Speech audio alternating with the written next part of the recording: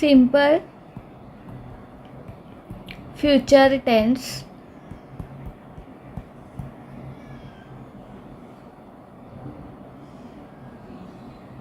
साधा भविष्यकाळ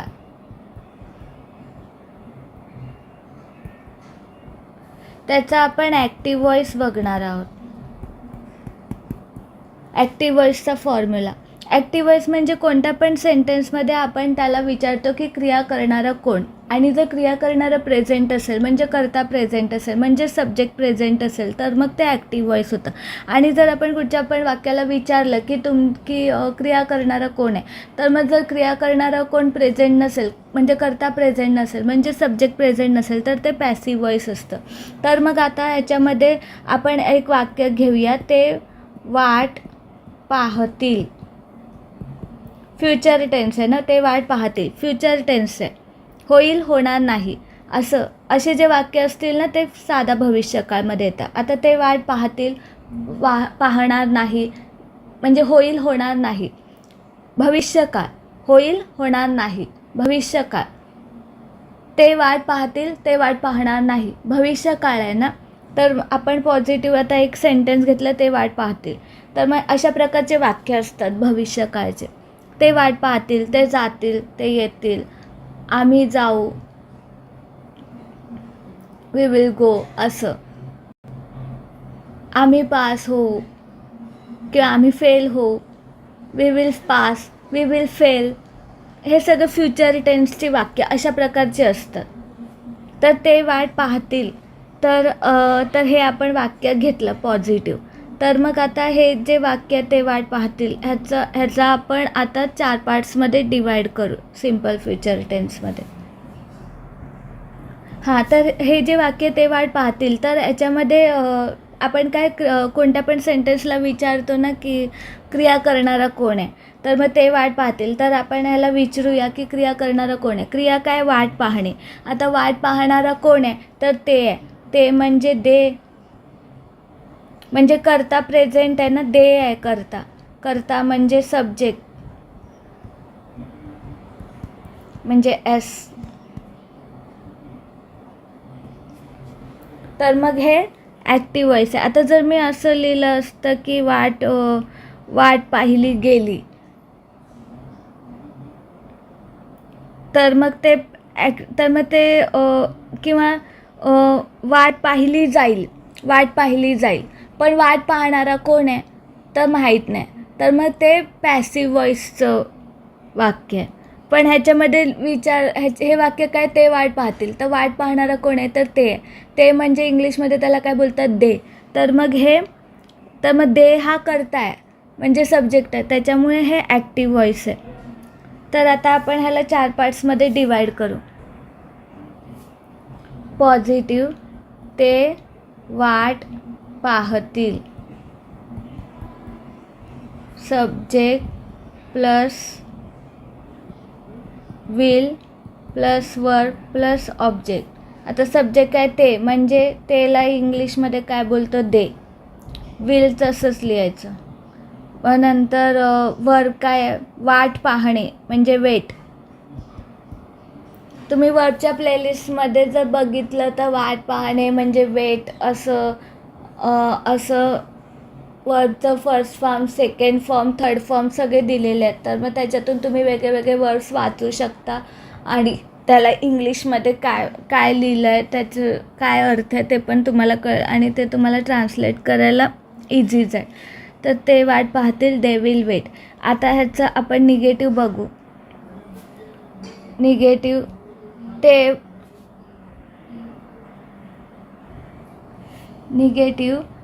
ते वाट पाहणार नाही.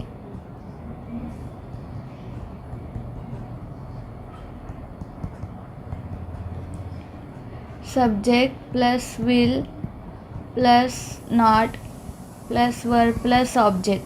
सब्जेक्ट दे, विल नॉट,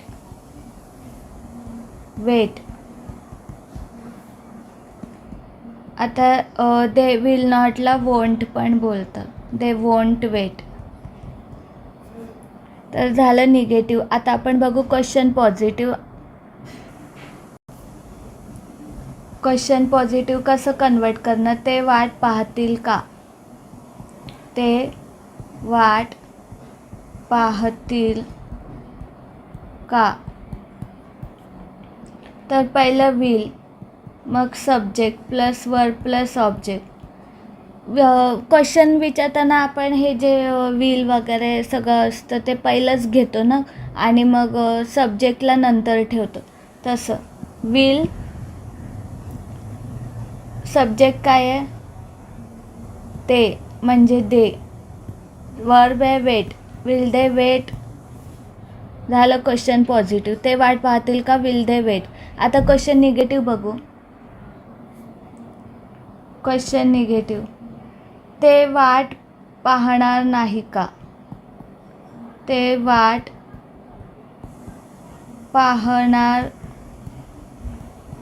नाही का. असंच कन्वर्ट करतो ना आपण क्वेश्चन. ह्या म्हणजे ह्याच ट्रिकने आपण सगळं कन्वर्ट करतो प्रत्येक मराठी सेंटेन्स. तर आपण स्वतःच बनवायचं, ते वाट पाहणार नाही का असं. आणि मग त्याचं हे काय येणार फॉर्म्युला, विल पहिला येणार ना. क्वेश्चन विचारताना विल वगैरे हे सगळं पहिलं येतं, सब्जेक्ट नंतर येतं. आणि निगेटिव्ह आहे म्हणून त्याच्यानंतर negative, will not plus subject plus verb plus object. मग आता इथे विल, मग नंतर नॉट प्लस सब्जेक्ट आहे दे, वेट, वर्ब आहे वेट, वाट पाहणे. Will not they wait. आता विल नॉटला आपण वोंट पण लिहितो शॉर्टकटमध्ये, तर वोंट दे वेट.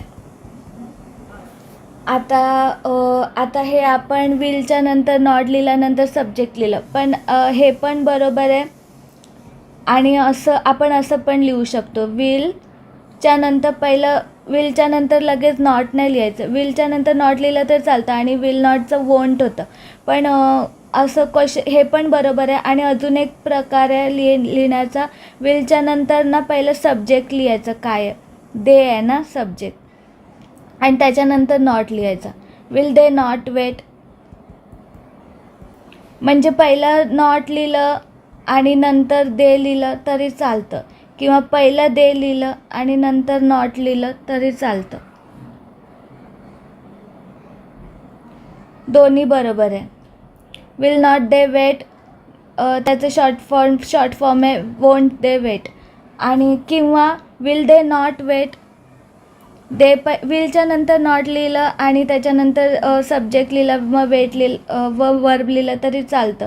किंवा विलच्या नंतर पहिलं सब्जेक्ट लिहिला आणि सब्जेक्टच्या नंतर नॉट लिहिलं तरी चालतं. म्हणजे विलच्या नंतर पहिलं नॉट लिहा, नंतर सब्जेक्ट लिहा तरी बरोबर आहे. किंवा विलच्या नंतर पहिलं सब्जेक्ट लिहा आणि नंतर नॉट लिहा तरी बरोबर आहे. दोन्ही बरोबर आहे. तुम्हाला जसं आवडेल तसं करा. पण जास्त करून विलच्या नंतर सब्जेक्ट लिहितात आणि मग नंतर नॉट लिहितात. मोस्टली जास्त करून असं बोलतात. पण तरी पण हे पण बरोबर आहे, विलच्या नंतर नॉट लिहिलं तरी चालतं. पण जास्त करून बोलताना विलच्या नंतर सब्जेक्ट वापरतात, नंतर नॉट वापरतात. विल दे नॉट वेट असं जास्त करून बोलतात. पण असं पण बोलतात, दोन्ही पद्धतीने बोलतात. तर तुम्हाला जसं आवडेल किंवा तुम्हाला जसं सोपं वाटेल तसं तुम्ही करा. तर आता ह्याचा अजून काय सेंटेन्स बनेल, ते वाट पाहतील. त्याचं आपण केलं, ते वाट पाहतील, ते वाट पाहणार नाही, ते वाट पाहतील का, ते वाट पाहणार नाही का. आता असंच आपण कुठचं पण 5 सेंटेन्स घेऊया मराठीचे आणि त्याला 4 पार्ट्समध्ये असं कन्वर्ट करूया. आणि असं जसं आपण बनवलं positive negative question positive question negative, तशा प्रकारेच लिहूया सगळं. तर आता अजून सेंटेन्स आपण कोणते पण सब्जेक्ट वापरू शकतो. ही, शी, आय, वी, यू, दे, किंवा मुलाचं नाव मुलीचं नाव कोणतं पण सब्जेक्ट वापरू शकतो. आणि जसं आपण वाट पाहणे हा वर्ब वापरला वेट, तसं आपण वेगळे वर्ब वापरू शकतो. आणि त्याला सिम्पल फ्युचर टेन्सचा रूल काय, होईल होणार नाही. तर जसं ते वाट पाहतील पाहणार नाही असं. तसं अजून काय लिहू शकतो, ते बघतील, किंवा तो बघेल तो बघणार नाही. तो बघेल हे आपण सेंटेन्स घ्या, तो बघेल. फ्युचर टेन्स म्हणजे होईल होणार नाही, तसं तो बघेल, फ्युचरमध्ये बघेल असं. तर मग तो बघेल, तर मग ही विल वेट. मग तो बघणार नाही, ही विल नॉट वेट. मग नंतर तो बघेल का, विल ही वेट. मग नंतर तो बघणार नाही का, विल नॉट ही वेट किंवा विल ही नॉट वेट असं. मग नंतर अजून एक सेंटेन्स बघूया.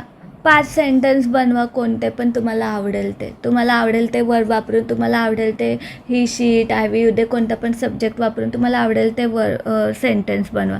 तुम्हाला पाहिजे तर प्रॅक्टिससाठी तुम्ही सोपे वर्ड्स वापरू शकता, किंवा जर तुम्हाला हाय लेवलची प्रॅक्टिस करायचं असेल तर मग तुम्ही त्या वर्बच्या प्लेलिस्टमधून कोणते पण कठीणवाले वर्ड्स घेऊन पण तुम्ही वाक्य बनवू शकता. तर आता आपण सध्या सोपंच बघूया.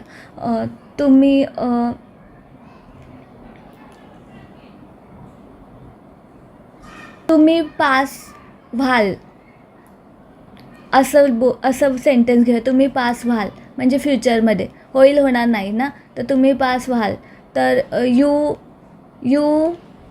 Will pass. तुम्ही पास होणार नाही, यू विल नॉट पास. तुम्ही पास व्हाल का, विल यू पास. तुम्ही पास होणार नाही का, विल नॉट यू पास किंवा विल यू नॉट पास असं. आता अजून सेंटेन्स बघूया फ्युचर टेन्सचं काय होईल. ती करेल. तर मग ती करेल, तर शी विल डू. ती करणार नाही, शी विल नॉट डू. ती करेल का, विल शी डू किंवा ती करणार नाही का, विल नॉट शी डू किंवा विल शी नॉट डू असं. अजून काय बनवू शकतो सेंटेन्स. आम्ही गाऊ, वी विल सिंग. आम्ही गाणार नाही, वी विल नॉट सिंग. आम्ही गाऊ का, विल वी सिंग. आम्ही गाणार नाही का, वी विल नॉट सिंग किंवा आम्ही गाणार नाही का, will we not sing. Will not we sing किंवा विल नॉट वी सिंग किंवा विल वी नॉट सिंग. पहिलं विलच्या नंतर पहिलं नॉट घेतलं तरी चालेल आणि नंतर सब्जेक्ट घेतलं तरी चालेल, किंवा विलच्या नंतर पहिलं सब्जेक्ट घेतलं आणि नंतर नॉट घेतलं तरी चालेल. विल नॉट वी सिंग किंवा विल नॉट वी सिंग किंवा विल वी नॉट सिंग असं. तर अशा प्रकारे कोणते पण 5 मराठी सेंटेन्स घेऊन त्याचं तुम्ही 4 पार्ट्समध्ये असं कन्वर्ट करा आणि पहिलं पॉझिटिव्हच करा. पॉझिटिव्हमध्ये मराठी सेंटेन्स लिहा, मग फॉर्म्युला लिहा, मग त्याच्यानंतर त्याच्यामध्ये इंग्लिश ट्रान्सलेट करा. मग नंतर निगेटिव्ह घ्या, निगेटिव्हच्या 3 स्टेप करा. मग नंतर क्वेश्चन पॉझिटिव्ह घ्या, क्वेश्चन पॉझिटिव्हचं करा. मग नंतर क्वेश्चन निगेटिव्ह घ्या, क्वेश्चन निगेटिव्हचं करा. ह्याच फॉर्मॅटमध्ये करा प्रॅक्टिस.